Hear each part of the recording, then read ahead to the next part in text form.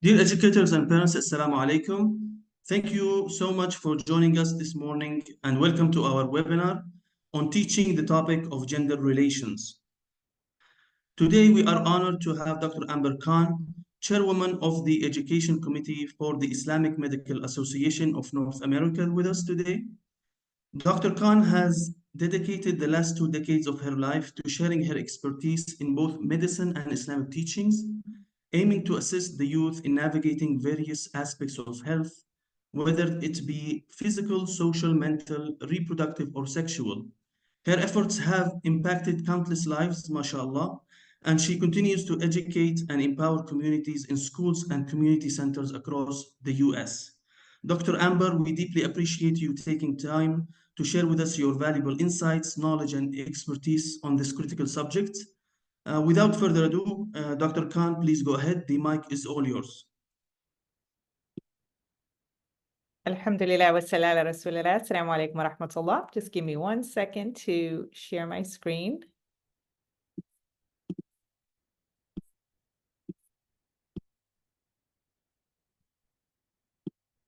Okay, bismillah. Alhamdulillah wa sallallahu ala rasulillah. Assalamu alaikum wa rahmatullah. Firstly, good morning, good early afternoon. I hope everyone is doing well. Jazakallah for joining and listening in. Thank you to the Noor Art team for organizing today's webinar. Before we begin our discussion for today, which is on the topic of gender relations, firstly, I am very happy to share with you an exciting launch from Noor Art. We understand that many Islamic schools may have limited teachers and timings, plus it is very difficult to establish a new curriculum like health education.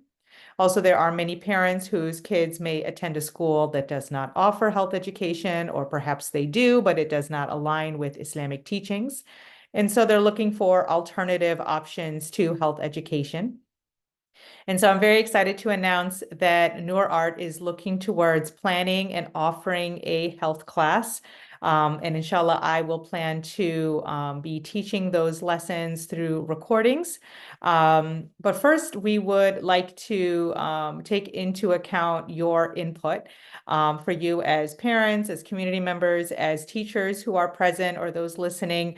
If this is something that you or your community would be interested in, we would like some feedback on how you would best see this being implemented within your school system. Would you prefer it to be live sessions or recordings? How often?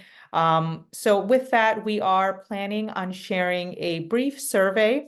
And if you could please go through that survey, answer the questions so we can get your feedback regarding this project.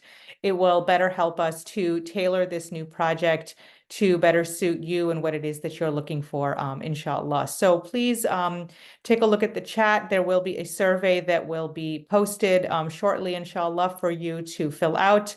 I'll send some reminders as well throughout this session, inshallah. Jazakallah khair. So for today's webinar, we are going to be discussing the topic of gender relations. And gender relations is not necessarily about gender interactions between males and females. This was something that was already previously discussed in the webinar back in June of this year, which was within the discussion of puberty. This webinar is more focused on gender relations when it comes to the process of getting married. And so therefore, this is a higher level discussion, and it's more appropriate for a high school audience. Now, some may wonder, why talk about this to high schoolers? Aside from the fact that many Muslim youth love to talk about this topic, especially within that high school age range, it is something that is constantly on their mind. They are also seeing it very heavily living in the West, living within American culture. They may see many of their non-Muslim peers dating or having friendships and relationships outside of marriage. They'll see it on social media, in their streaming networks, in movies, in books.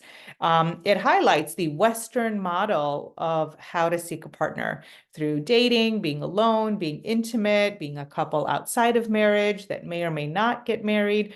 And so therefore, if we don't talk about it, the Islamic model of how to seek a spouse, then what they will see is simply just the cultural model, because that is the norm of where we live. That is the standard. And so therefore, it may become their only example, their only model on how to find a spouse or simply companionship. So even though they may be, quote unquote, too young or not within that proper life stage for marriage, we do want to plug into their interests. We also want to be proactive and offer them a different perspective on how to seek a spouse. And perhaps, inshallah, they are more likely to follow those guidelines when it comes to putting religion above culture. So the purpose of this discussion is to take that proactive approach. Now, as many of you may be aware, I am the author of Health and Wellness from the Islamic Perspective. It is a health book series, and there are 6 levels to the series, alhamdulillah. For this particular discussion on gender relations, this information is all found in the last 2 levels, levels 5 and level 6. And for the purpose of this discussion, we are going to be implementing both levels 5 and 6, 2 particular chapters, one of which is found in each of these levels. The first part of this webinar is simply going to focus on comparing and contrasting secular dating or normative dating with Islamic courtship, how one seeks a spouse. And this information is all found in level 5 under the chapter called Sexual Desire. The second part of this webinar is then going to go into the specifics of how to seek a spouse in accordance to marriage, or in other words, the process of Islamic courtship. And that is found in level 6 under the chapter entitled Marriage. So if you're looking for the resource for this webinar, these are the resources that are used, inshallah. So let's get into part 1, which is dating versus Islamic courtship. How a person finds a romantic partner varies based on one's religious and cultural upbringing or practices. Now, we live in the West, a secular society, a non-Muslim majority society. And so the way that most people in this particular society find a spouse, or we can say a companion, because many people may not actually end up getting married, is through what is known as dating. Now, I'm sure many of us are already aware what dating is. We see it everywhere. But let's break it down so we can better understand its meaning and better way of being able to compare it then later on to Islamic courtship. When it comes to dating or conventional dating, this is essentially when 2 people will meet socially to determine if they want to be in an intimate relationship, based on whatever is the norm of their time period or their culture, or solely simply just based on that couple. So there is a lot of variation when it comes to dating. If you look back 40, 50 years ago, dating was much more looked at as asking somebody out on a date, picking up the girl from her home, asking permission from her father, taking them out to eat, coming home. Nowadays, it looks very different. We have a lot more variation in terms of how dating can look, especially now when you throw in the internet and social media, et cetera. So there is some variation, but essentially it's 2 people getting to know each other for the purpose of deciding if they want to be in an intimate relationship. After dating for some time, those 2 individuals can choose then if they want to be considered an exclusive relationship. And if they agree to that, then they label each other as boyfriend or girlfriend. This, gives the public or those around them this understanding that they are dating somebody exclusively, right? So it's very unique. It's kind of like this in between with being single versus being married. Their long-term goals as a boyfriend or girlfriend may include one day getting married, may include one day living together as a committed couple, or however else they decide. Marriage may or may not be on the table, right? Now, when do people actually start dating in America? Dating in America can begin as early as middle school, where youth may ask each other on dates, they may hold hands at school, there may be other forms of public displays of affection. There are even public schools that may encourage this type of behavior where they will offer Valentine's Day dances and activities, encouraging boys and girls to, or students in school to ask each other out on dances. And so you see this promoted as young as the middle school timeframe. Definitely moving into high school, you see this much more. Dating is considered to be an integral part of the high school social experience. Many Americans promote the notion that one should have, or one is entitled to have their first dating relationship in high school, having their first boyfriend or first girlfriend, that it's a part of that high school experience. And then that is, high school is a time to be dating, moving around, having different people that you are dating, or, having different partners. And this is encouraged, again, even through the school system, through prom or through other forms of dances like homecoming dances. And also we see that this is something that is seen statistically when you look at the first sexual experiences that a majority of American youth have. This is a study that found that the average age that a male loses his virginity is 15 and a half, and for females, it's 16. So we see this connection between dating and one having their first sexual experience around this same age range. A separate research study found that by the age of 20, that 75% of Americans have had premarital sex. And so when you think about Muslim youth now, who go to public school, or even just living in the West, this is the culture that they are exposed to. And this is the particular age range in which you see this heavily being promoted or being seen. And so absolutely, this is something in which they are going to witness and may even desire.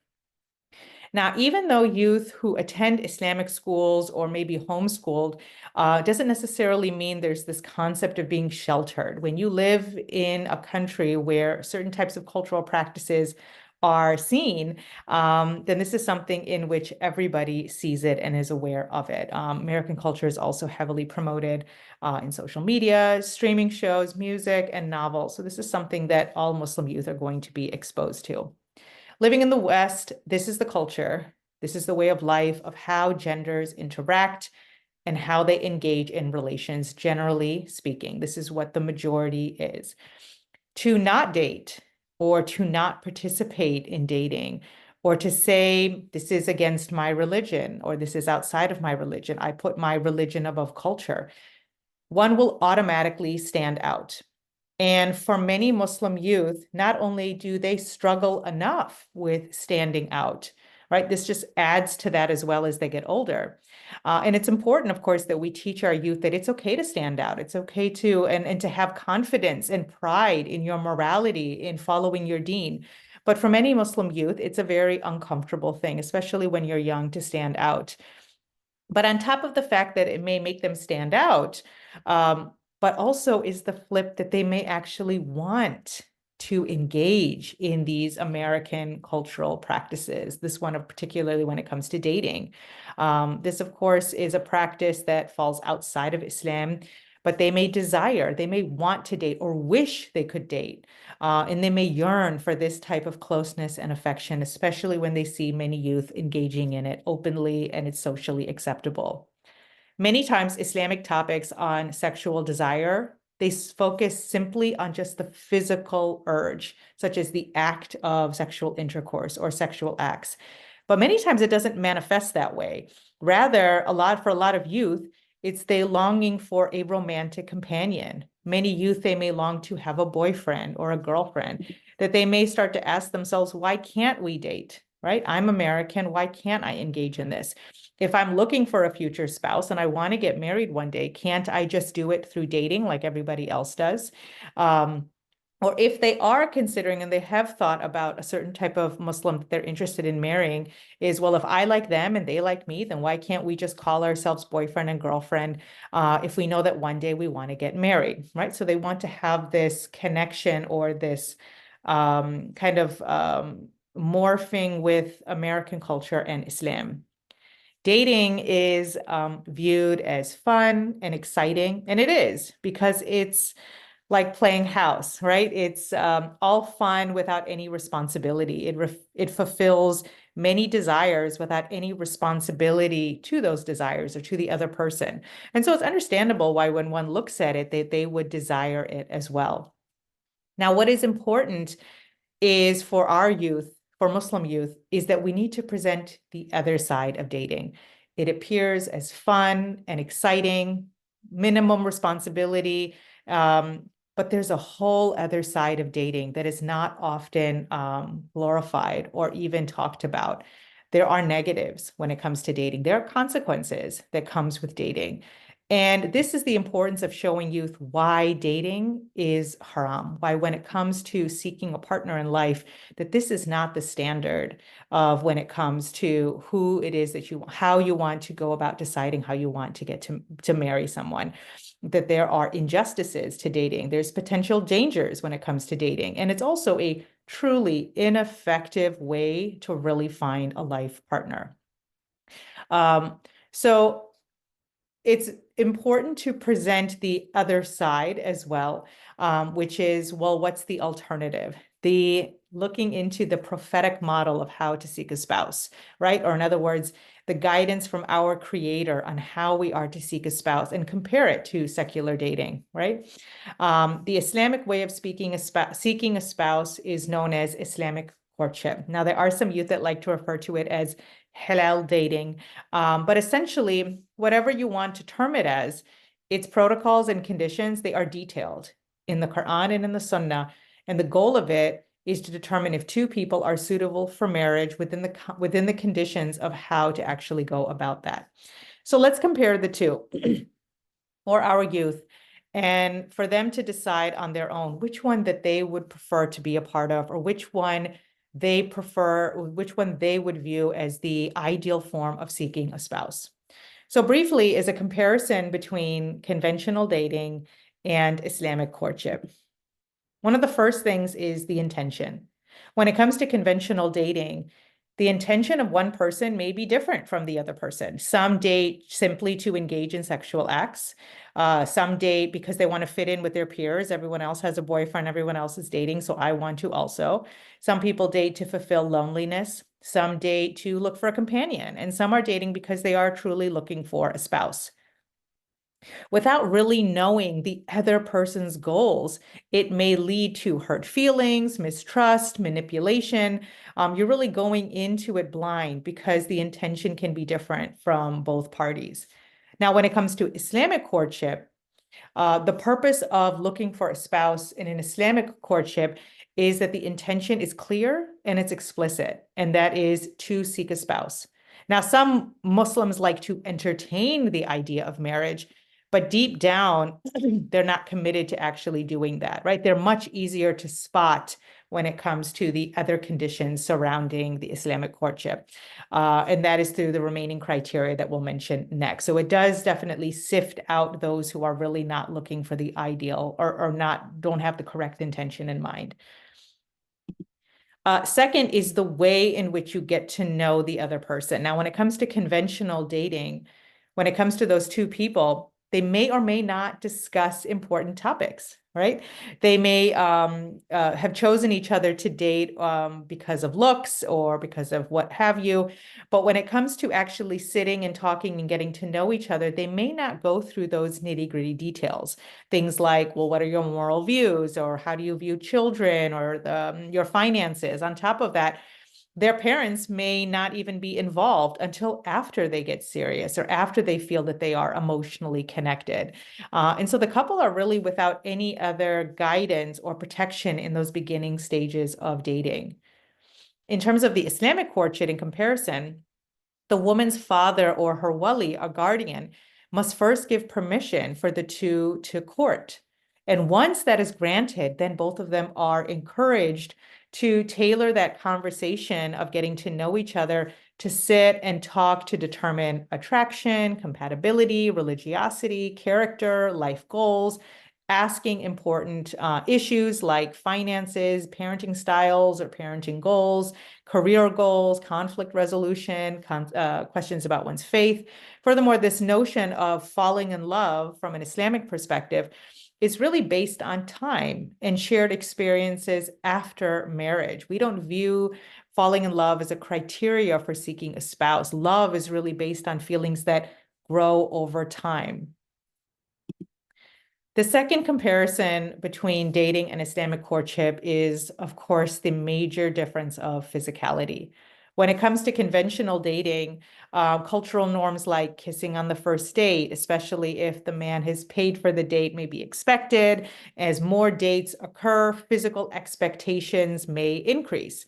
One person may feel pressure or an expectation to be physical after dating a person for a certain period of time. Or they both may be enticed and want to as they are spending time alone together, despite that they may not really know each other or know each other's life goals, that maybe in the moment they just want to engage physically with each other as they find each other attractive and they're feeling a sense of sexual desire towards each other. Dating typically occurs when two people are left alone. It can intensify sexual feelings, irrespective if they really even know each other or even like the other person's personality.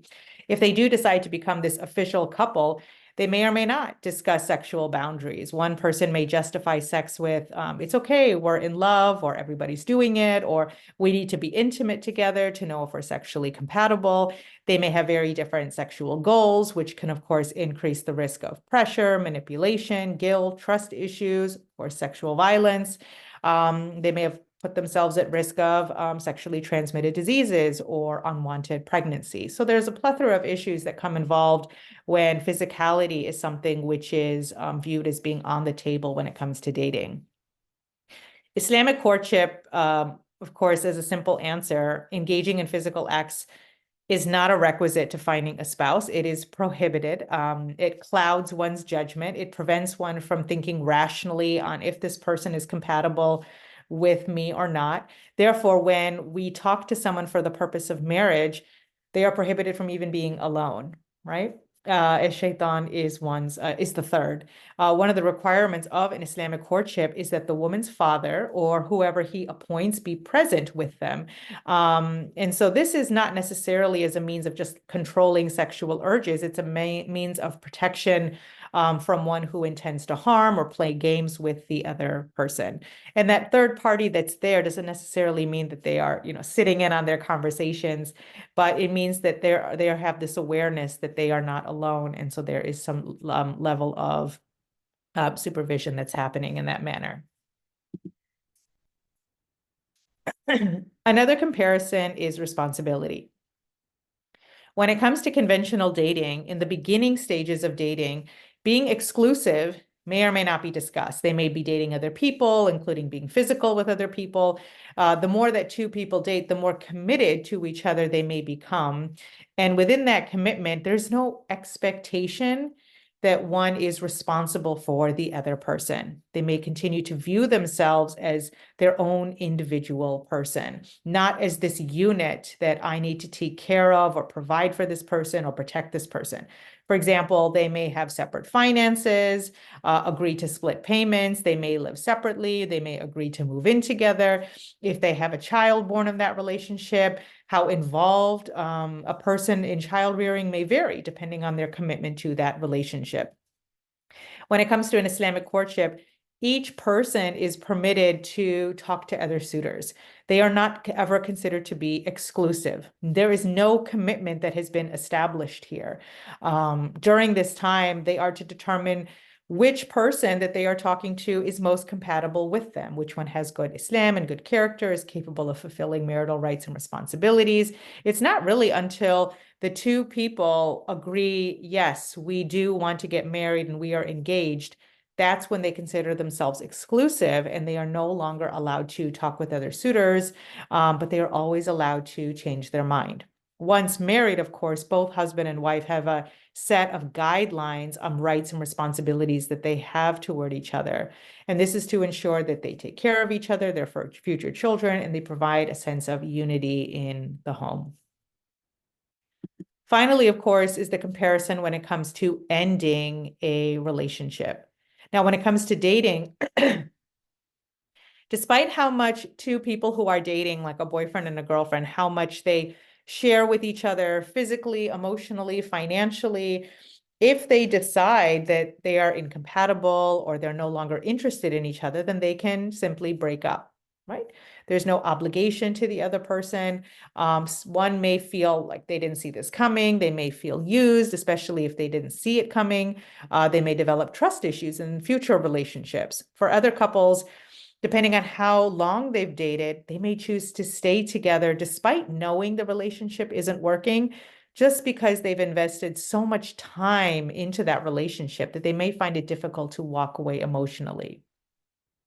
Now, in an Islamic courtship, if a couple, for example, is engaged and they are changing their mind, they can break off that engagement at any time.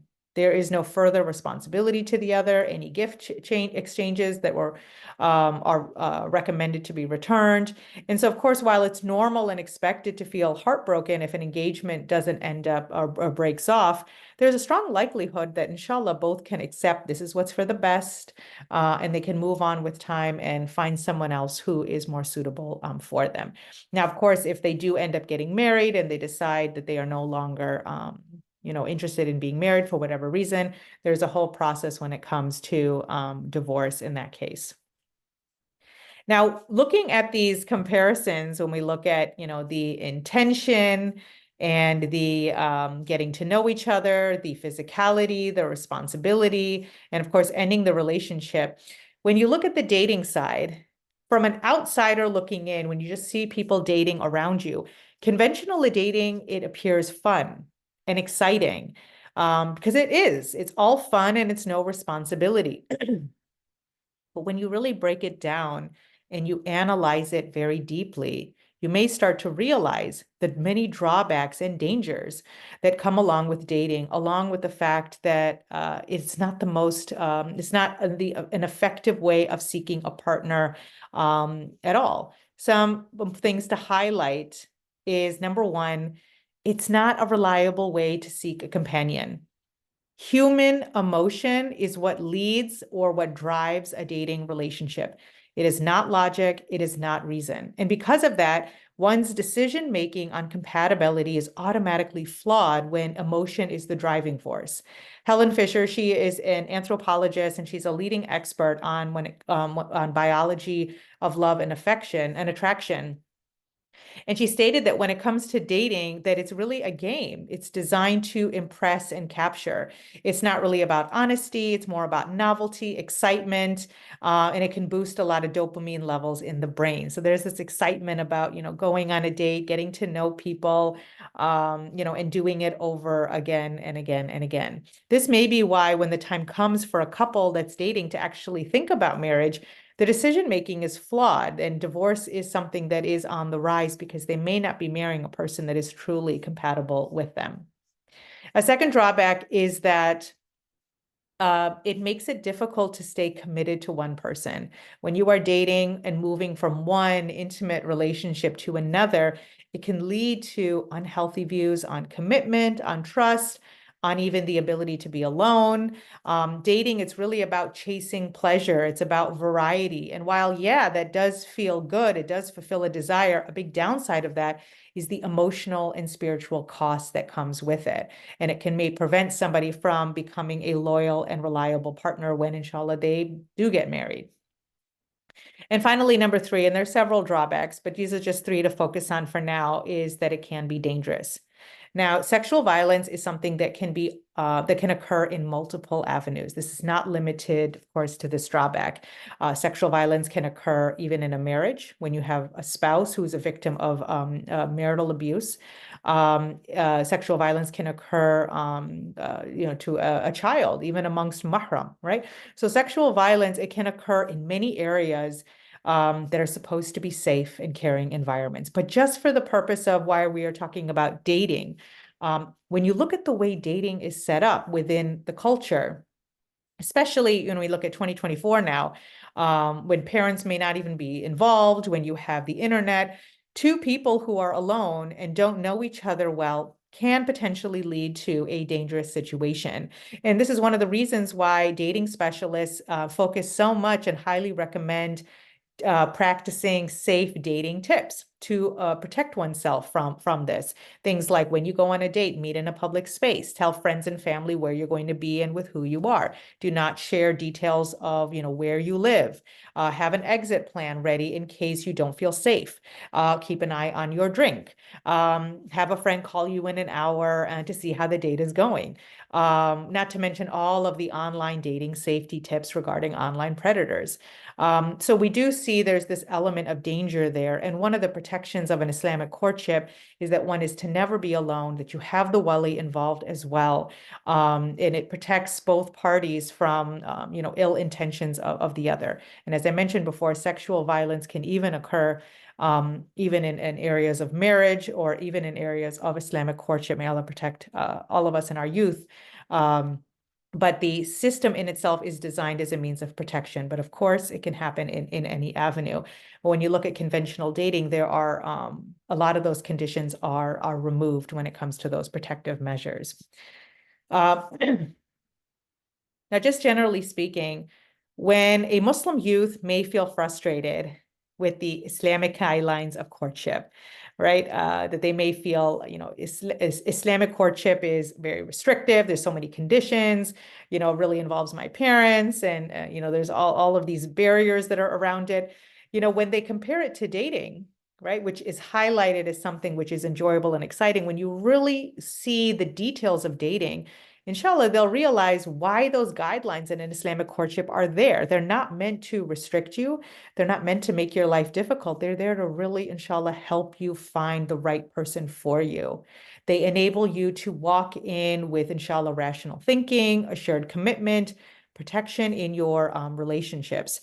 Zara J, she is the founder of a matchmaking society. She's also the host of a podcast on courtship advice. It's called The Courtship Code. And she beautifully summarized the difference between secular dating and Islamic courtship. And I apologize if this isn't very clear, but I'll read it for you here. She states that conventional dating positions intimacy before divine intention for a divine purpose. So if you're dating someone, you are not really concerned if the two of you are coming together for a bigger purpose. For Muslims, it starts with marriage and focusing on intimacy after. Both parties understand that the greater objective is coming together for something bigger, inshallah. We can also remind our youth that while you are seeing dating so much, perhaps in middle school, definitely in high school, furthermore into college, that even though, it's something that you're seeing, remind yourself that you are in your youthful phase of life. You are young. Even though you see so many people young around you who are dating, you get to be independent and young. And so enjoy your youthful age. You are so much more than a person who is looking for love. You are an individual person. You have your own goals and aspirations. Embrace them. This is a great time to enjoy that time where you get to just focus on yourself, strive and live a life that fulfills you, whether it's through volunteering or working, studying, teaching, being with your friends, traveling. Don't solely restrict yourself to a youth who's simply attached to someone else, right? Use this time now to really dream big about all of the other aspirations that you have. As the Prophet ﷺ, he said to take advantage of your youth before your old age.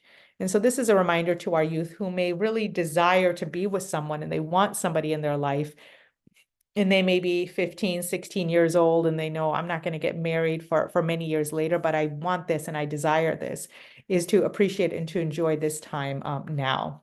And of course, we've talked about in the past about if the desire is in terms of physical urges. There are many examples from the prophetic, from our prophetic model on how to control those physical urges, when it's more of emotional urge to have a life partner, to want to be, you know, in a relationship or what have you. It's these reminders of enjoy this time now, inshallah. There are many other factors that we can bring in when we talk about the benefit and protective measures within an Islamic courtship as well. Other things that we can talk to our youth about, of course, is, and I understand there's a lot of words that are on this slide. The purpose of the slide is just to share with you that the book series, that Level 5 does go into the different types of sexually transmitted diseases. And so this is a chart that will be located in the book. But just very briefly here, when it comes to sexually transmitted diseases, in the United States, there are about 20 million new cases of STDs each year, and half of them are found between the ages of 15 and 24. So you can definitely see the moving around with different partners, having unsafe sexual practices, that this increases one's risk of STDs. Dr. Melanie Taylor, she's an epidemiologist at the World Health Organization, and she stated that these infections and the rates of these infections, they indicate that people are taking risks with their health, with their sexuality, and with their reproductive health. And again, this slide shows that Level 5 goes into detail on the different types of sexually transmitted diseases, including which ones are incurable, such as herpes and HIV. So this is important discussion that youth be aware of. Level 5 also goes into discussions about safe sexual practices. One example is condoms. They are the only contraceptive that, yes, protects against pregnancy, but is the only one that also protects against sexually transmitted diseases. Now, of course, when we talk to our youth about abstinence, that this is that sex outside of marriage is impermissible. Of course, there is that understanding there, but it's also to give our youth the proper decision and critical thinking skills on if there is perhaps a youth who is desiring and wanting, or may put themselves in a position or find themselves in a position where they are going to commit zina, then they have this understanding about some of those physical risks that come with it. Another physical risk, of course, is unwanted pregnancy. Sexual intercourse, it is the only sexual act that can lead to a natural pregnancy, and this shows the great responsibility that comes with choosing to engage in sexual intercourse with another person. Many times when two people have sexual intercourse, they're only focusing on the pleasure, right? If contraceptive isn't used at all, or it's not used consistently, or it's used incorrectly, yes, there is a high risk of becoming pregnant. And it's reported that half of all pregnancies in the US are unplanned, right? Whether they're married or unmarried. Now, for a married couple, they have made a commitment to each other, right? That we are married, we are committed to each other, we have rights and responsibilities to each other. And so maybe we don't want to have a child right now, but of course, if Allah wills for this to happen, then they are prepared for the possibility of an unplanned pregnancy. When you look at an unmarried couple, right, for those who may be dating or what have you, the responsibility of the act may or may not be discussed, right? And it's much more individualized than a joint decision, depending upon their level of commitment to each other, especially when you have two strangers engaging in sexual intercourse. If two people want to engage in sexual intercourse and they're unable to care for a baby, they should really ask themselves the following questions. Could this act change my life in a way I don't want it to? How could this act affect my future? What are my religious beliefs towards premarital sex, abortion, adoption, being a parent? Am I ready to raise a child right now? Will my family, friends, and sexual partner support my decision? Now, of course, sex outside of marriage is haram. This is to highlight the importance of making good decisions for yourself, and it allows for youth to see the reason and the protection and the conditions surrounding why sexual intercourse is only within a marriage, because then inshallah they don't have to worry about these types of concerns. In Islam, there is no sexual relationship permitted outside of without marriage. And once one is married, there's no sexual relationship outside of marriage. So if there's going to be a relationship, then it has to be legitimate, recognized, and a supported relationship. And whatever comes from that relationship is to be met with a responsibility, such as raising a child. So this is another thing to highlight for our youth, are the physical risks that come along with premarital sex or sex outside of marriage, the STDs and unwanted pregnancy. Another risk that comes with premarital relations is, of course, the mental health risks. Thomas More, he's the author of the book, The Soul of Sex, and he states that we have a habit of talking about sex as merely physical, and yet nothing has more soul. Even if sex is loveless, empty, or manipulative, still, it has strong repercussions in the soul, and bad sexual experiences leave a haunting impression. This is to highlight the importance of understanding the amount of mental and emotional, the amount of mentality and emotionality that comes with being physical with another person. And so when it comes to engaging in relations with someone, especially one who is not one's spouse, this is something in which one needs to bear and keep in mind, inshallah. And of course, another major risk is, especially when we're talking about Muslim youth, are these spiritual risks that come along with premarital relations or dating. Allah says, do not draw to zina. Indeed, it is ever a fahisha, and its way is evil. When a person commits zina or the near acts of zina, they, as according to this verse, that they develop a fahisha or an indecency in their heart. Now, a really good way of actually understanding this verse is when you look at the verse that comes after this, which is chapter 17, verse 33, which states, do not kill the soul which Allah has forbidden except by right. And whoever is killed unjustly, we have given his heir authority. But let him not exceed limits in the matter of taking life. Indeed, he has been supported by the law. Now, these two verses, one after another, one is talking about zina, and the verse right after it is talking about murder, right? SubhanAllah, they are connected in a very interesting way. This first verse about zina, it's regarding a spiritual murder, right? That one is impacting themselves spiritually, a fahisha, right? That is entering them. The second one is more of a physical murder, right? That you have harmed other people, and so as a result, you have harmed yourself. The latter one is this obvious crime, right? Hurting another person. But when it comes to zina or near zina acts, it talks about hurting oneself, right? Blinded by the haram it causes. Having multiple sexual partners or casual relations, moving from one relationship to another, it can really lower one's spirituality and take one farther away from Allah. Now, we living in a secular society, we may recognize the repercussions of when sin is promoted.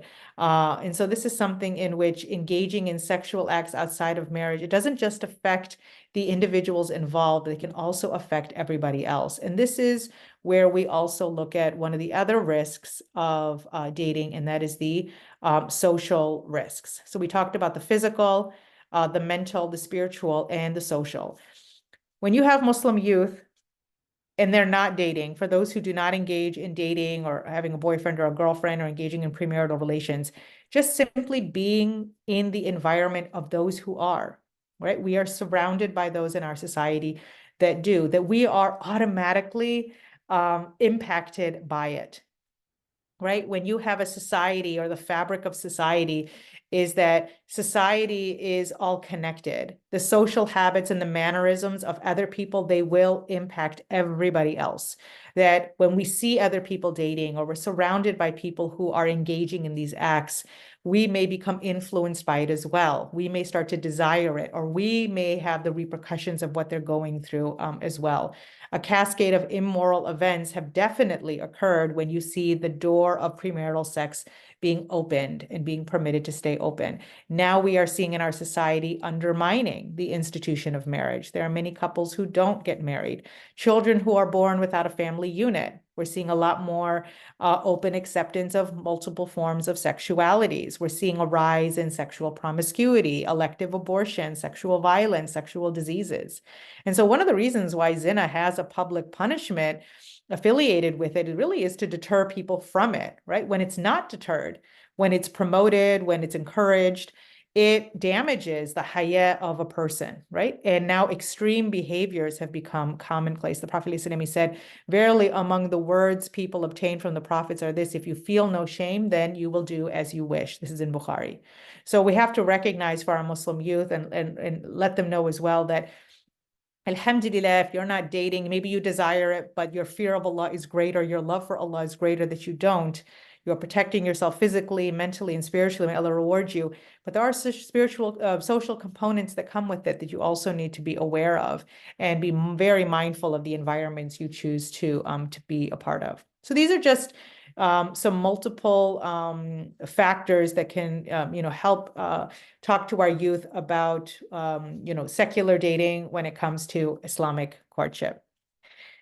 So inshallah, now that we have already talked about some of the comparison and contrast between the two, inshallah, many Muslim youth will then go into asking, well, what if, I'm already dating? I'm already in it, right? We have to be aware that there are youth in the room who may already be engaging in premarital sex or have boyfriends and girlfriends.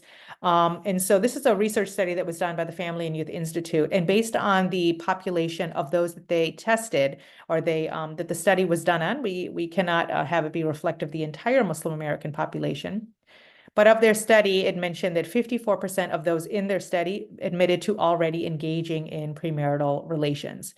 So this is something in which we are seeing Muslim youth engaging in. And so some of them may ask is, well, now what do I do, right? What advice do you have for me?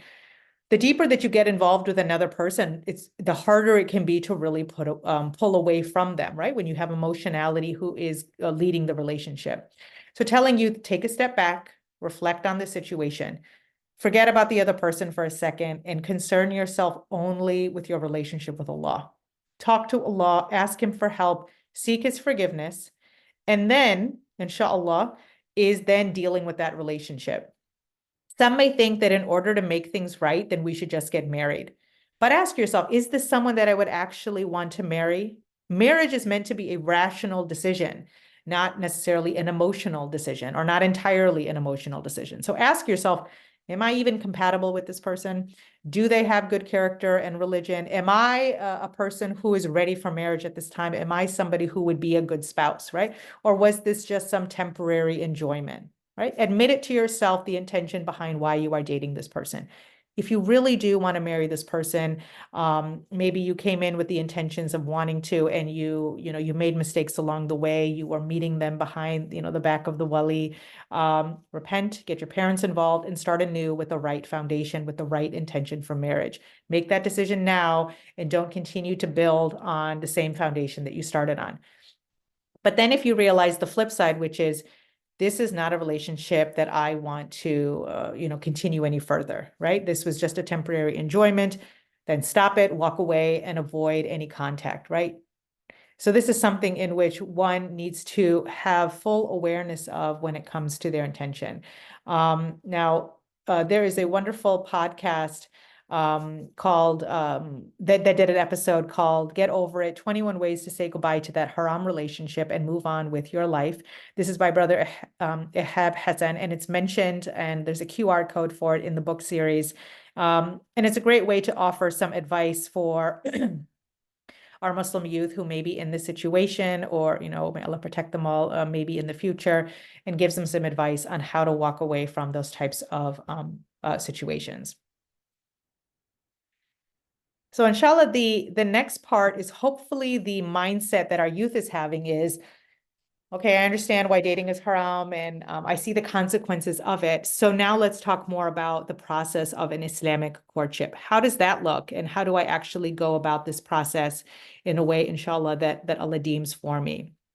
Before we move on to part 2, I'd like to pause and see if anyone has any questions or any comments before we move forward.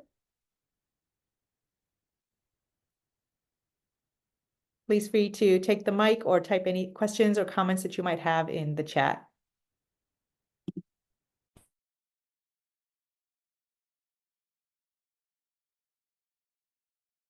Dr. Amber, Jazakumullah kul khair. Thank you so much. I do have a question here. It does say that, Salam, some parents say few pictures inside the books are not suitable for students. So if you could comment on this for us, please. Jazakumullah kul khair. Sure, Jazakallah for your comment here. So it depends. What pictures would those be? For example, if I just as an example, I'll mention level 5, because I'll utilize the PowerPoint here. So for level 5 includes 5 chapters, which are all on sexual and reproductive health. And so this is meant to be for the higher age, which is the high school level. There are pictures, for example, on safe sex practices. There is the, which I showed you that picture here. There's also a picture of the Family and Youth Institute infographic that's mentioned here. And so this is meant to be, depends on the age of the child. It depends on the purpose of the discussion that's being discussed and the context of why it was chosen to be included in the book. When it comes to certain images, when it comes to anatomy and physiology, those are pictures that were created by by my graphic designer as well as the Noor Art team to ensure haya there. So it would have to be something in which I'd have to know which particular photos and then ensuring that they are being shown to the correct audience for it. So any advice, or I think it was Brother Mustafa that mentioned it, if you have a particular image that you are referring to or that our parents are referring to, please bring it to our attention. Jazakallah.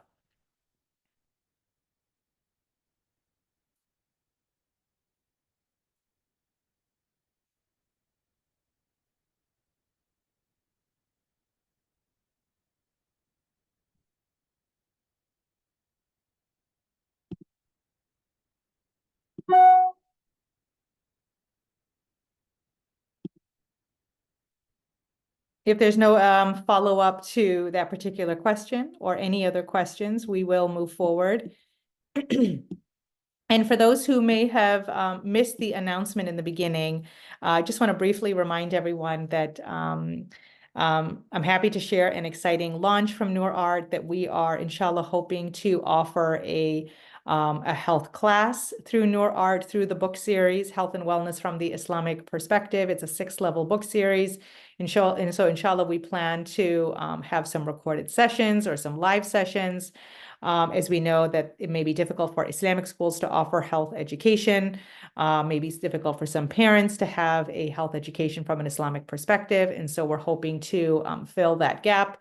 However, we would love to have your input to better tailor this new project to suit you. So inshallah, we'll share it again. There is a survey that we would love for you to fill out to provide us with feedback or your advice or guidance on implementing that series. And so inshallah, we have, there it is in the chat, we have the survey. So if you could take a couple moments to fill this out, it would greatly benefit our ability to implement this new project. Jazakallah khair. All right, moving forward, let's go into part 2. Part 2 is all now on the process of Islamic courtship. Level 5 focused on comparing dating with Islamic courtship, but now we're actually going to go into the details of Islamic courtship. One of the greatest blessings in life is truly being able to share it with another person. Experiencing an intimate relationship or intimate companionship with a spouse, it's a pleasure that cannot occur in any other relationship. It's a very unique experience. Marriage, alhamdulillah, it has the potential to also not just enjoying the experience of intimacy physically, emotionally, and spiritually, but marriage also has the potential to make you see past yourself, your own needs, your own wants, and to think of another person. It also has the potential to make you learn and grow about yourself, protect you from haram, and inshallah, raise children. It's one of the reasons and more why marriage, as the Prophet ﷺ mentioned, it completes half of your deen. Getting married, it is strongly encouraged in Islam, and it is considered to be a sunnah. For those who are young and who are unmarried, as I mentioned, that if we're going to be having this discussion at high school, is the purpose of this is to get them excited for seeking a spouse, as many of them already are and already love to talk about it so much. We're giving them the outlet to talk about it and to inshallah be excited within the conditions and the boundaries of a Islamic courtship. We also are encouraging our youth to, while you're not married and it may take a couple of years for you to go down that road or to seek somebody or to look for somebody, how can you protect yourself from certain desires that you may be struggling with until that comes, if Allah wills? How can you use this time now to enjoy your time of singlehood?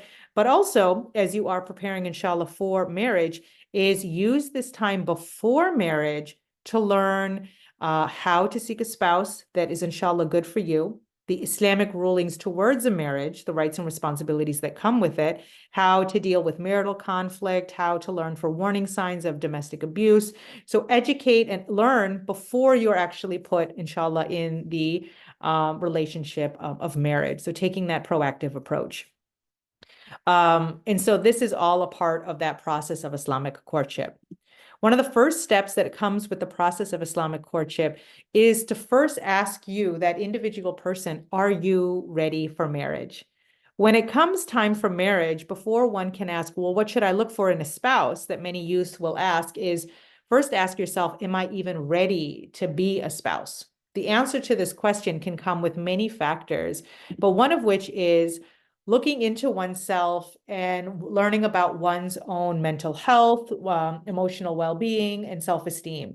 To really love somebody else and take care of somebody else, you really have to first want that for yourself. Your capacity to give and receive love, it is truly rooted in your ability to love and accept yourself. And this is through understanding your own mental health and well-being. We talked already previously about recognizing signs of high self-esteem versus low self-esteem. And so this is something which you can revisit. This is found in level 3. It's also mentioned in level 4 as well. And it does briefly go through this within level 6 as well. I will mention here that when it comes to seeking a romantic companion, inshallah, a spouse, that there may be risks of seeking someone that takes that may have difficulty when it comes to one's mental health and well-being. Hala Banani, she's a very well-known Muslim-based clinical psychologist, and she mentioned that wives who are insecure compare themselves to other women and constantly feel inadequate. Insecure husbands will also feel overly possessive of their wives. This is just one example, a very small example of maybe somebody who is personally struggling with mental health issues, or maybe seeking somebody else who unknowingly may have some and may really negatively impair their relationship with each other. So if you are struggling with low self-esteem, it's important to firstly prioritize that over anything else. Talking to your parents, a friend, a trusted adult, a mental health professional. And this is already, alhamdulillah, we have a chapter on mental health and illness that is mentioned that, inshallah, it can be used as a resource for our youth. Another factor that we can encourage our youth to look into for themselves is knowing who they are, their strength and their weaknesses. A happy marriage involves not just finding the right spouse, but also being the best person for your spouse, the best person you can be for your spouse. For some people, if they met themselves, they may not, want to be around them or marry them. So having to develop a sense of self first is important. Take time to learn about yourself. What are your likes? What are your dislikes? How do you handle conflict? How do you deal with finances, right? This is an activity that I have included in the book series. And it mentions make a list of your best personality traits, those that you think you need to improve on. But then ask somebody close to you, ask a family member or ask a close friend to make a list about you as well, and understand or compare and contrast the list, your perception of yourself versus the perception that other people have of you.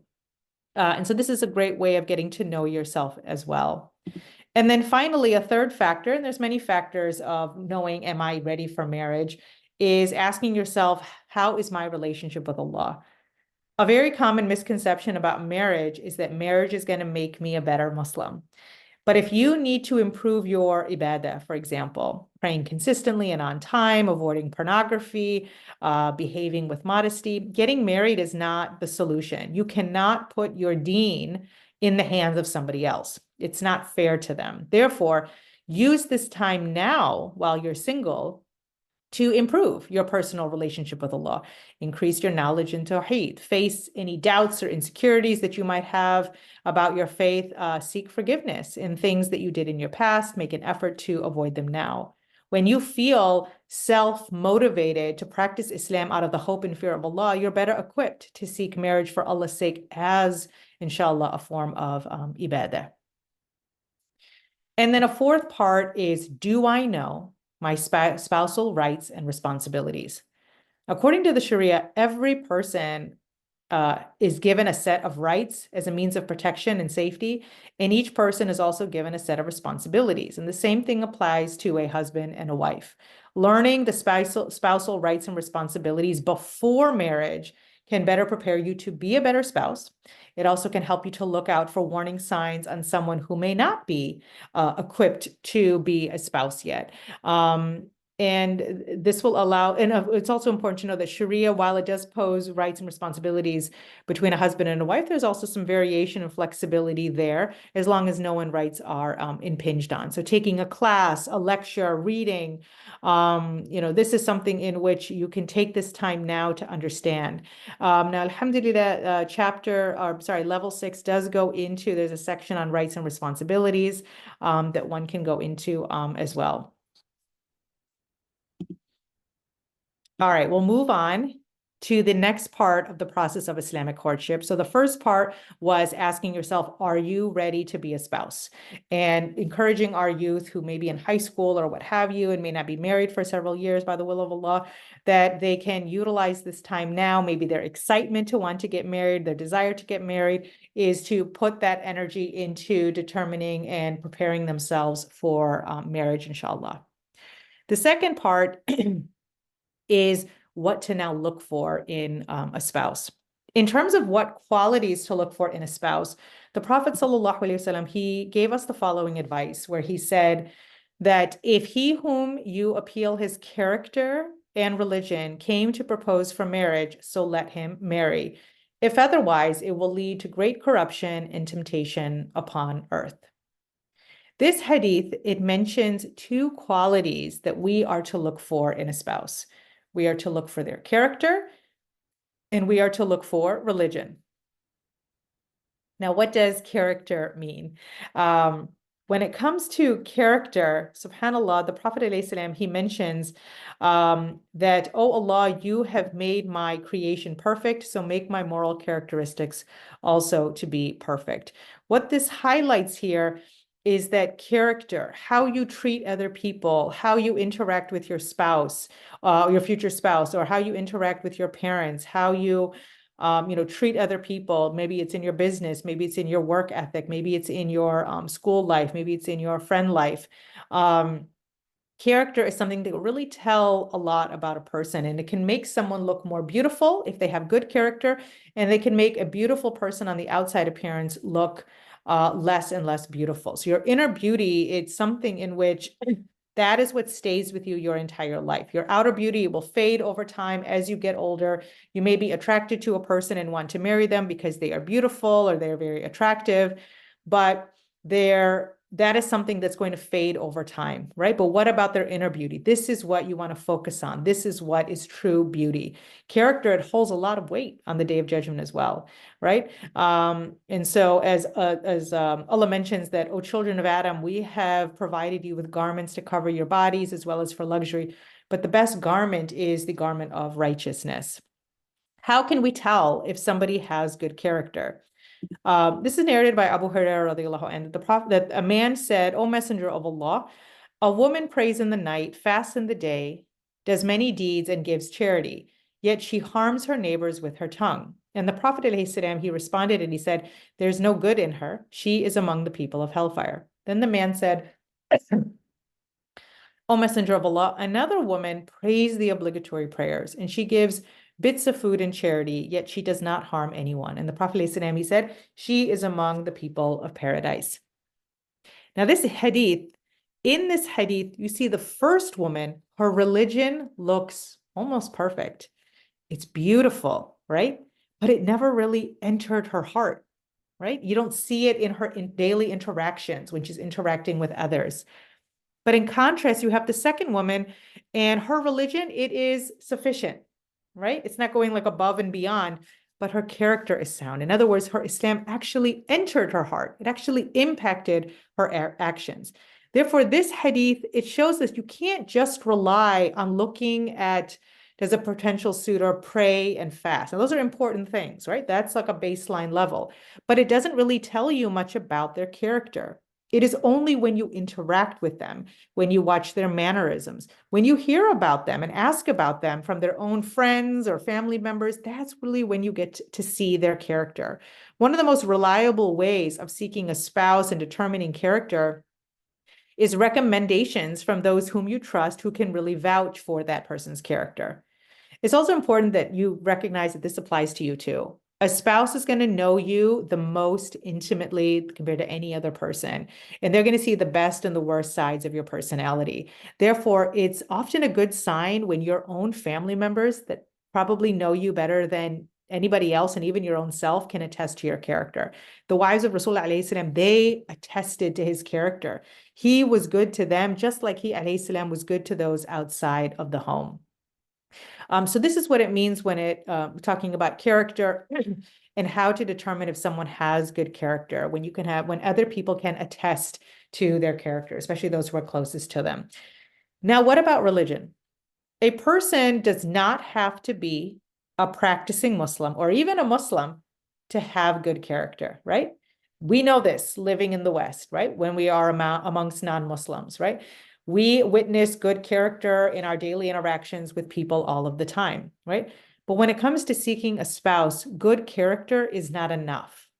We do need to seek good character, but we also need to seek a person who has good character for the sake of Allah, right? That are committed to their faith in Islam. This means that they not only identify as Muslim, but they emulate being a Muslim, right? They're committed to righteousness and character. Anas ibn Malik, radiallahu anh, he reported that the Prophet ﷺ said, whoever Allah provides with a righteous wife, Allah will assist him in half of his religion. So let him fear Allah regarding the second half. While you rely on yourselves to live a life of obedience to Allah, this hadith, it shows that your spouse really has the greatest influence on making that happen.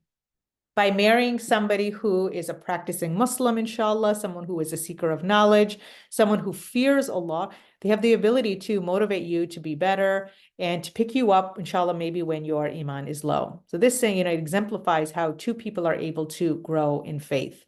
So this is what this hadith means in terms of looking for good character, as well as looking for somebody with religion. Now, youth will often ask about the permissibility when it comes to marrying a person outside of Islam, right? Living in the West, we are surrounded by a lot of non-Muslims. And so this is a very common question that both male and female Muslim youth will ask. Now, being prepared for what kind of guidance you can provide them is extremely important. Interfaith marriages are on the rise in the United States, and this also includes within the Muslim community. This is a 2018 study by the Institute of Social Policy and Understanding. And it found that American Muslims are statistically just as likely as Christians to marry outside of their faith, particularly Muslims who are born in America. So those who are considered to be American Muslims or identify that way. So this is definitely something that we are seeing, and it's on the rise. And so it's important to be prepared for this question or to be able to teach it to our youth. There is an activity that is included in the book series on this in level 6. The answers are all included in the teacher's manual as well. But very briefly, the answer will include the Sharia rules regarding an interfaith marriage, that marriage to a polytheist is prohibited for both Muslim men and Muslim women. This is mentioned in Surah Baqarah, verse 221, also in chapter 60, verse 10. So all of that is provided in the answer key. The next is when it comes to marriage to people of the book, to Christians and Jews. And this answer is different for Muslim women and Muslim men. When it comes to Muslim women, there is no mention of it. So in other words, the lack of mentioning it, despite that it's mentioned for Muslim men as being allowed, which we'll mention, proves that it is prohibited for Muslim women. When it comes to Muslim men, this is mentioned in Surah Ma'idah, verse 5, that as to marriage, you are allowed to marry the believing women, for those of the people of the book, but it then lists several conditions. One of those conditions is that she is to be devout in her faith. It's not that she's Christian by name or Jewish by name, but that she is devout in her faith and belief and in action. She considers herself to be truly a member and a believer in her religion. The second is that she is to be chaste. She is someone who is abstinent until marriage. The third is agreeing that the children that come from that marriage are to be raised as Muslim. And then the last condition is one which is of difference of opinion amongst the scholars. And that is that she lives in a Muslim majority country. And so she has limited Christian or Jewish men for accessibility for marriage. And so Muslim men can marry her. So that way she has that ability to get married. Scholars do differ on that last condition. One of those who agrees with it is Ibn Abbas. And so this is something in which is important to discuss, that, marrying somebody who is a Christian or a Jewish woman, that some Muslim men may ask, is that it's not just a Christian or Jewish woman, but there are specific conditions that come along with that. Also is for them to be aware of some of the research behind when you have an interfaith couple and the impact that can have on child rearing and the potential of divorce. The statistics of divorce, along with the religiosity of the children from that. So there's a lot of advice that is offered within that, but this is an important thing to be aware of and to discuss, inshallah, with the youth, especially if they bring it up. Another common question that a lot of youth will ask is, well, the hadith mentions character in Islam, but can I look at, other qualities as well? This alludes to the following hadith. This is mentioned by Abu Hurairah radiallahu anhu, that the Prophet sallallahu alaihi wasallam, he said that a woman can be married for 4 reasons: her property, her status, her beauty, and her religion. So you should marry the religious woman, otherwise you will be losers.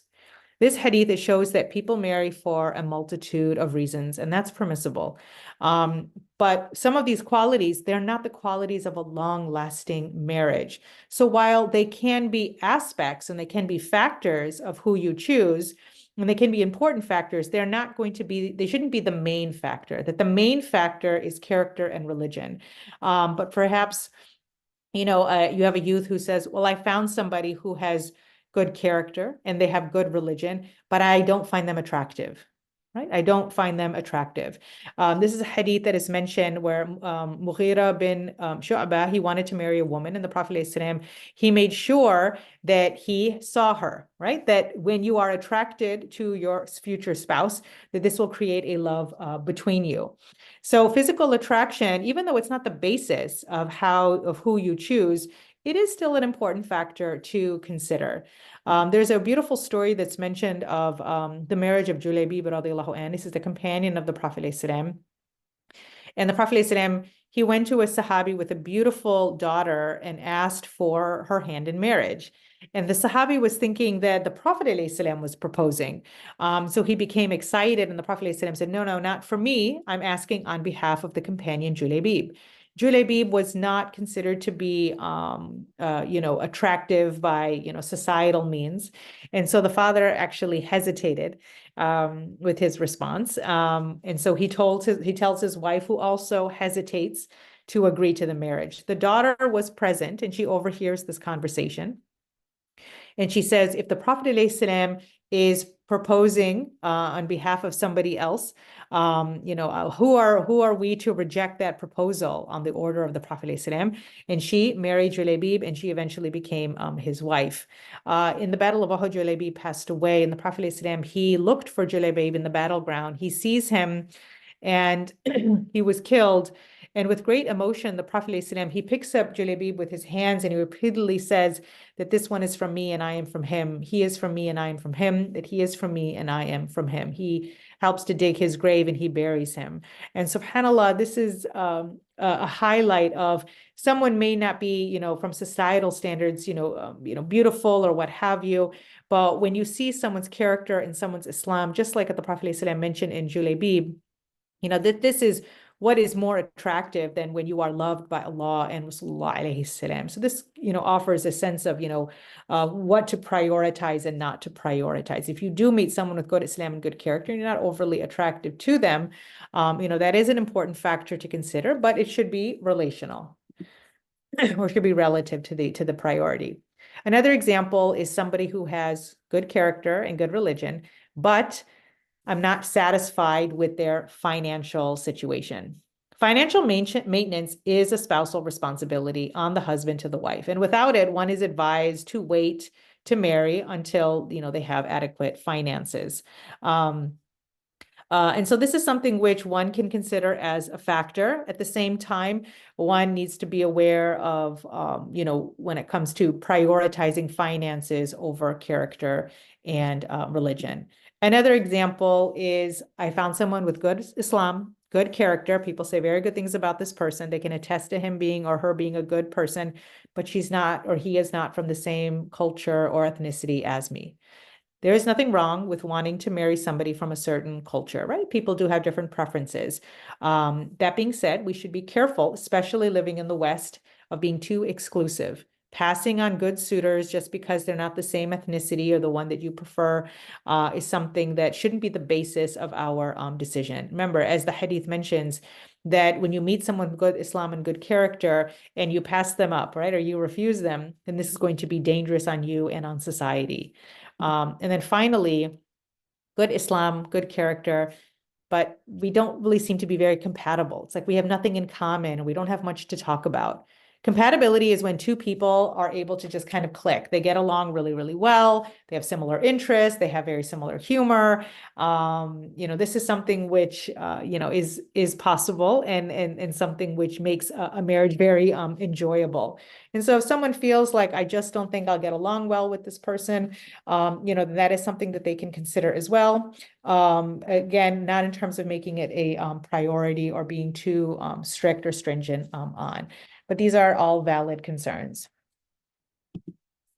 Moving on to the process of Islamic courtship. So first is, are you ready to be a spouse? Things to work on before marriage hits. The second one are the qualities in the spouse and what to focus on.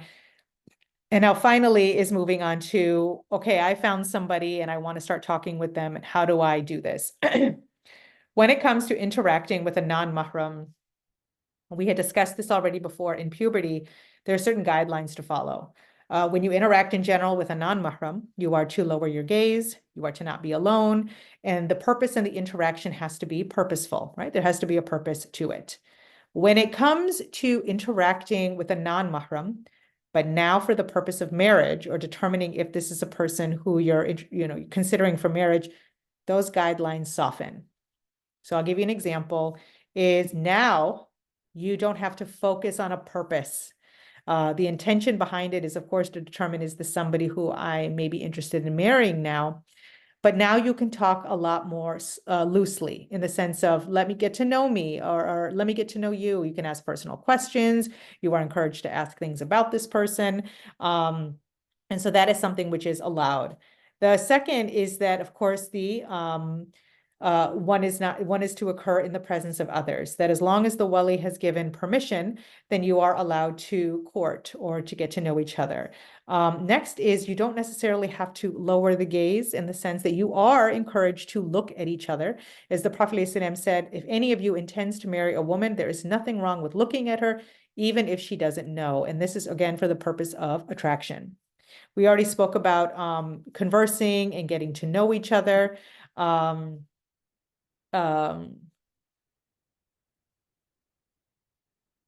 Getting to know each other. There's a wonderful resource, book recommendation that's shared in the book series on some of the top 100 questions that that two people who are getting to know each other for the purpose of marriage can ask each other, so that way they can get to know each other much more or much better.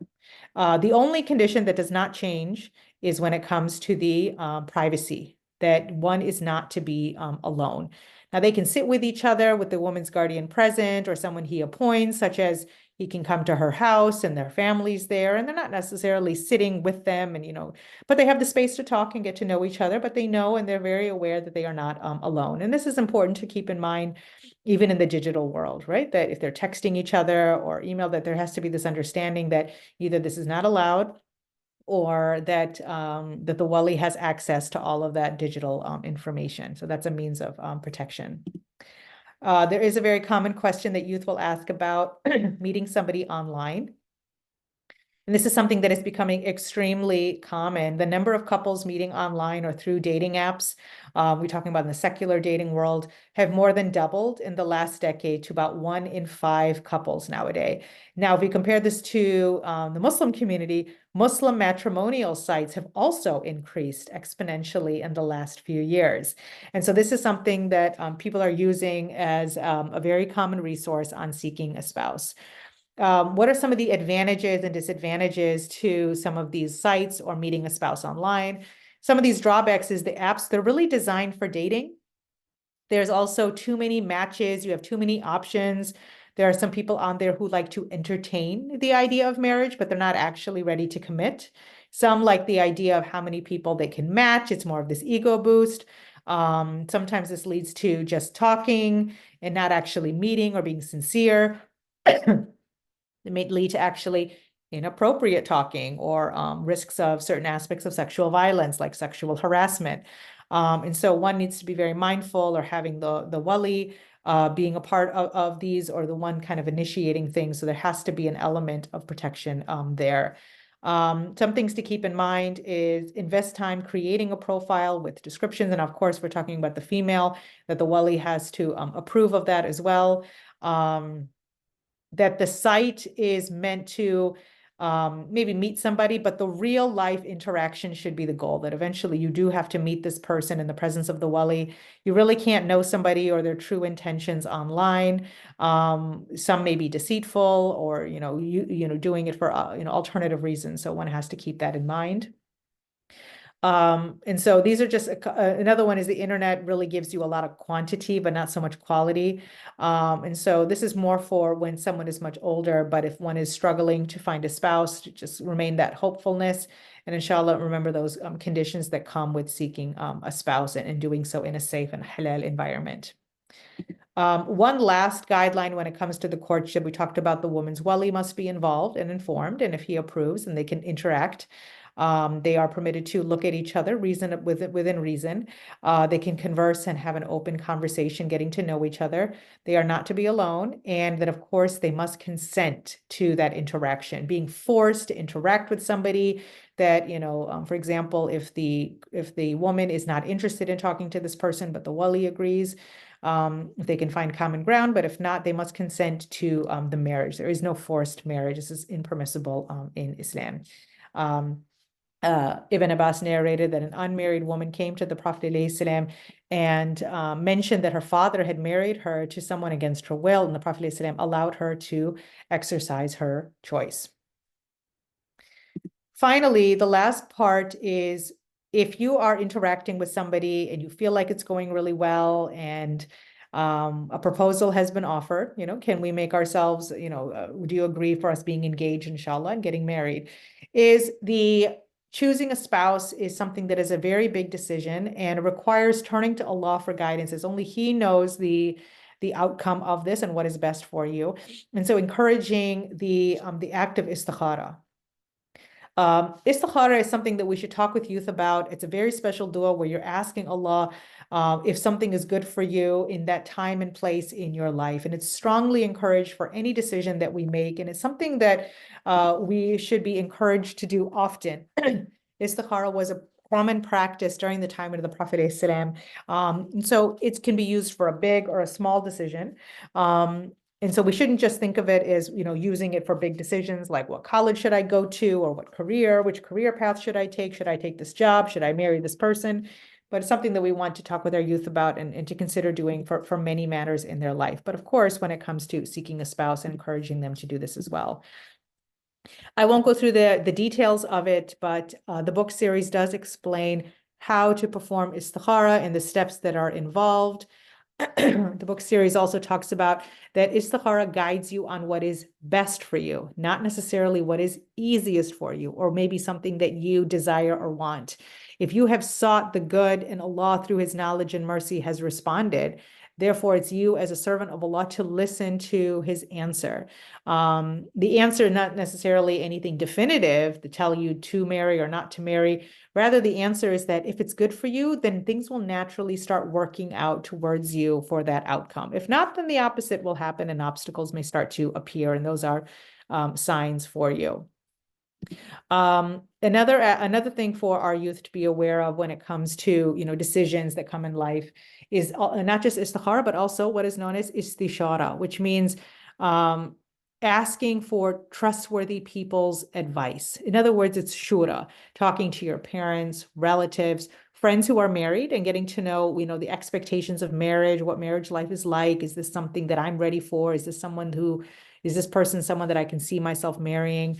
Talking to an imam, a youth leader, talking with multiple people to offer you guidance on if you should or should not accept a proposal can be a great way of being able to solidify, inshallah, an answer that you may be still figuring out if this is something that's right for you.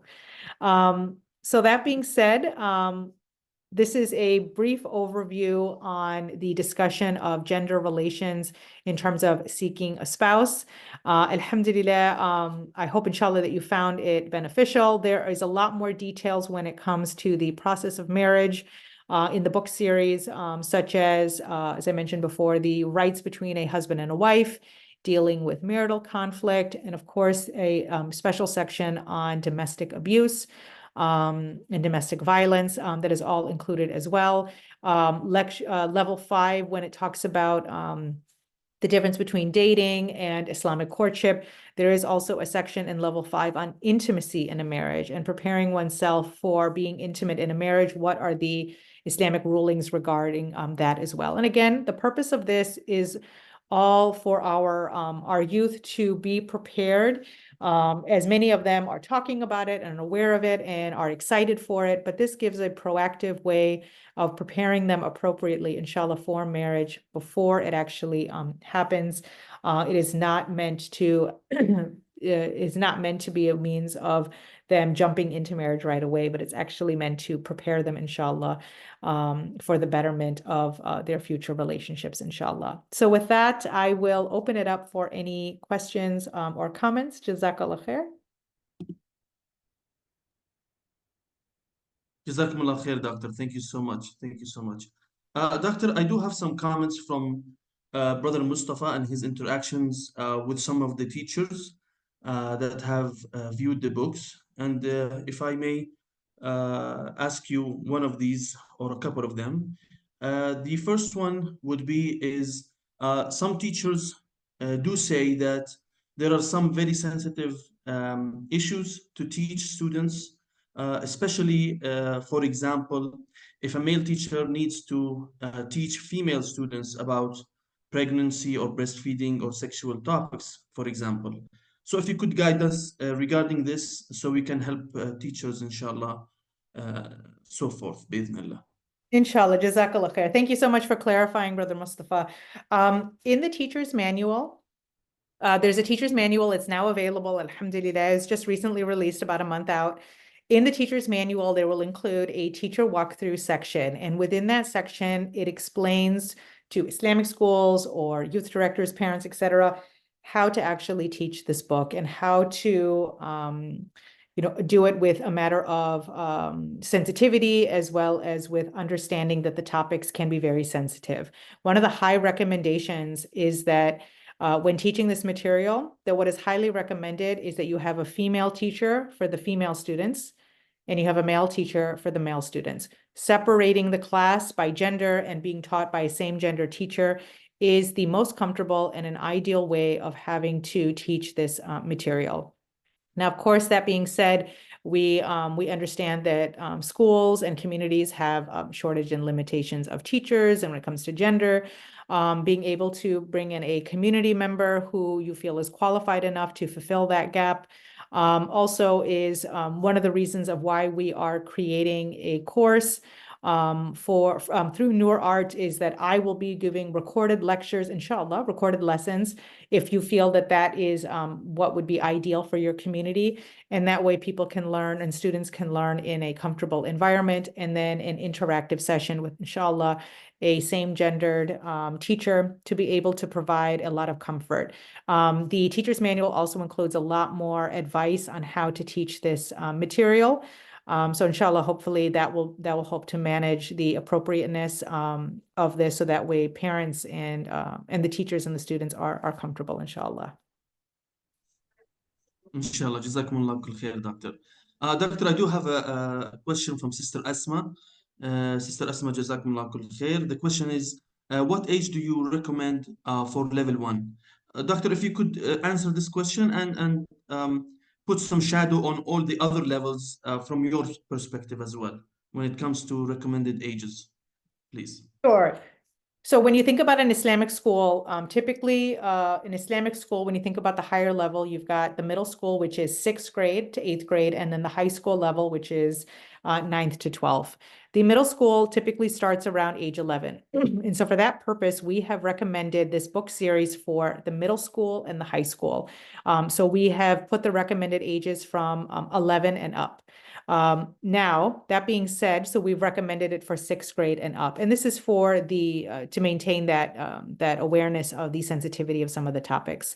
Now, level 1, for example, includes pretty safe topics. Social health talks about relationship rights, so the rights between a parent and a child, the rights between Muslims, the rights between non-Muslims. There is community engagement, which talks about being involved in your community, taking care of those in poverty, those who are orphans, understanding those with disabilities. And there's a chapter on taking care of the environment. And then there's a physical health chapter in level 1, which is all about healthy eating, diet, exercise, good sleep habits, physical fitness. And so level 1 is a very safe level. And intentionally, it's important that we started the series out with health topics that are comfortable. And you can see perhaps that starting out, what is recommended is, starting the book series at middle school and up, but absolutely, these are just recommendations. So if there's a school or a parent or a masjid that's interested in starting the book series, they can absolutely start it at a younger age. Level 1 is definitely appropriate for the 5th grade level or the 4th grade level, even given those topics. But just for the purpose of understanding Islamic schools wanting to utilize it, then they would start at 6th grade and up. But please take a look at the material. And if you feel it's very community specific, so if you feel like this material is appropriate for those at younger ages, you're absolutely welcome to do so. That being said, I'll mention one last thing is, and just to briefly go over the other levels. Level 2 is all on that puberty topic. So it talks about the changes of puberty, including reproduction, reproductive anatomy, menstruation, goes into hygiene. This is something which you really want to get started in that 6th grade. There are Muslim youth youth in general, who typically go through puberty before then. So if you feel, again, that it could be more appropriate at a younger level, such as 5th grade, you do what's best for your community. There are some schools that did not offer puberty talks. And so they're, teaching it at the high school level is important, that youth still get that knowledge.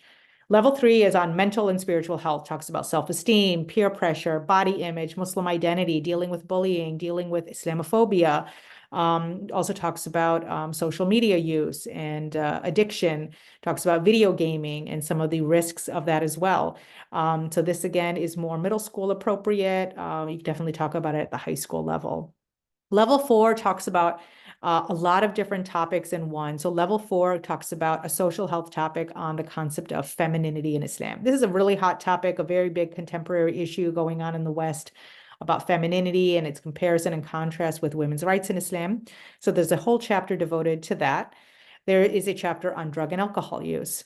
There is a chapter on mental health and illness that, alhamdulillah, Dr. Rania Awad content edited and looked over that material. And I'm so grateful that she was able to share her professional advice for that chapter.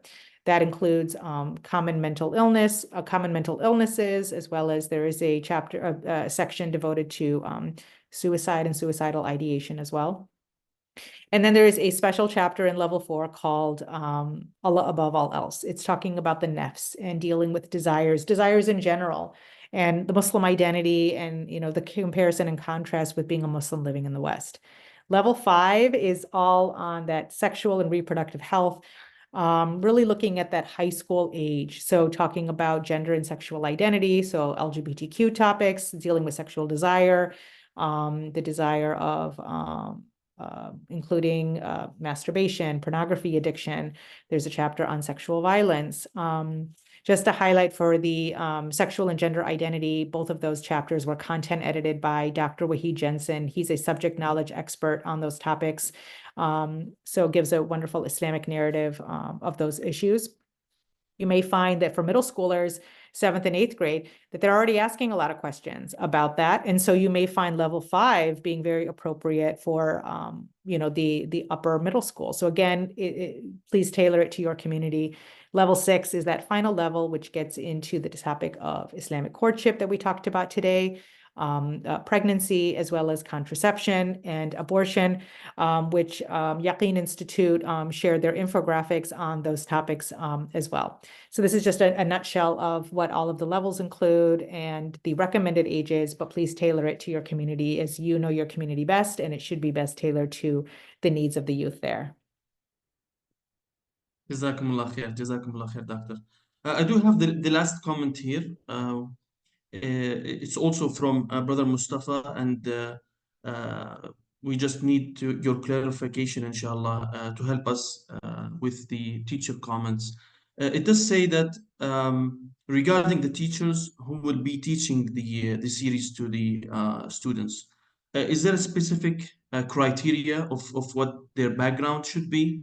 Or is any teacher able to address this subject and teach the children? So when it comes to the criteria for the teacher, firstly, what I'll say is the book series is written to the students. It is not written to the teacher. So it's meant for students to open up the book, given their age appropriateness, maturity level, etc., and they can read the material. It's written to them. So it's not meant to be a resource for teachers to teach from. They use this to teach the students, and the students will read it directly.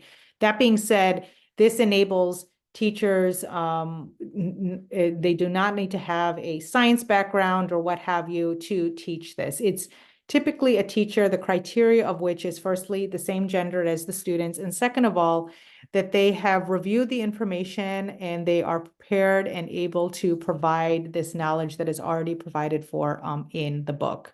One of the things that I recommend is for teachers, some teachers that have an Islamic studies background, not necessarily an educational background, but they have an Islamic studies component where they're able to benefit from the material that's offered, as well as answer any potential questions that students may have as follow-ups. Typically, when I've spoken to schools, is that mostly it's Islamic school teachers that will tell me, this is usually what the students are asking me in my class. They're asking me, what does Islam think about LGBTQ? What is the Islamic understanding about, how do you find a spouse? What is the Islamic ruling on when it comes to suicide? Is that a lot of Islamic studies teachers, they are the ones that are usually in the front lines dealing with these types of questions. And so many of them are equipped already or even find a lot of benefit through the series, and they incorporate the series within their Islamic studies class.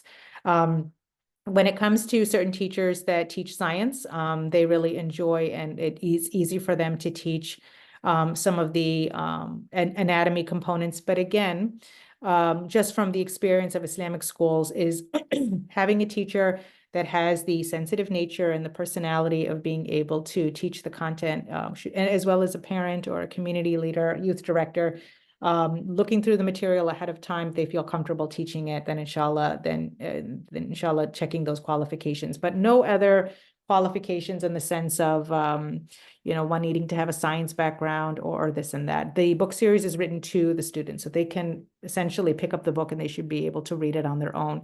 So that being said, it's somebody that, as long as they are qualified in terms of their character and they're personable with being able to teach this material, inshallah, of course, given the sensitive nature of some of the topics, and they're qualified in that realm. Jazakumullah khair. Thank you, Doctor. Doctor, if I may ask another question, when it comes to especially weekend schools, would it be fine if a teacher, for example, utilizes one book and then talks about different subjects within the book, or is it recommended that students do have access to the book themselves as well? So one of the things that I'll mention about the teacher's manual is the teacher's manual does include a pacing guide for Islamic schools, weekend schools, youth halakas, and homeschoolers, or between a parent and a child. And so one of the recommendations specifically for a weekend school, because there's limited time there, and weekend schools typically end at 8th grade, is when it comes to these six books, is to pick and choose the topics based on the interest or the need of the community and those students. When it comes to the weekend school actually teaching the material, and this is outside of the weekend school, but it's all of these teaching environments, is that it's ideal for the students to have their own book. Since the books are written to the students, it's important that the students have the book and they have the access to be able to read it and to look through it, to engage in the activities within it. If a teacher were reading it to them and they were simply listening to it, it wouldn't be as effective. So it's important for the students to have that material.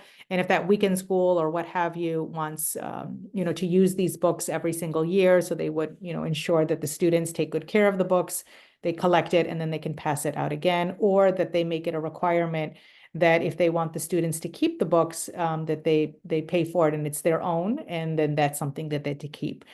Just interacting with different communities. There's one particular community where part of the requirement of participating in their new health program is that the students, they need to be provided the book and the parents are to pay for the book series. Then there's another school where they are going to reuse the books, and so they're going to collect them again. But yes, the most effective way is that the students have their own book, inshallah. Inshallah, Jazakumullah kul khair, Doctor. Thank you so much. I believe we don't have any further questions or comments, inshallah. Please, everyone, thank you so much again. If you do have any questions or concerns, you could reach out to us anytime by emailing us at info@noorart.com, inshallah, or by calling us at 888-442-5687, extension 1 for schools. We do appreciate you joining us today, and please stay tuned for our upcoming webinars, inshallah. We will be having many more, inshallah, and we hope that they will be of benefit to you and to your students, inshallah. Jazakumullah kul khair, and we'll see you in the next upcoming webinars, inshallah. Assalamu alaikum.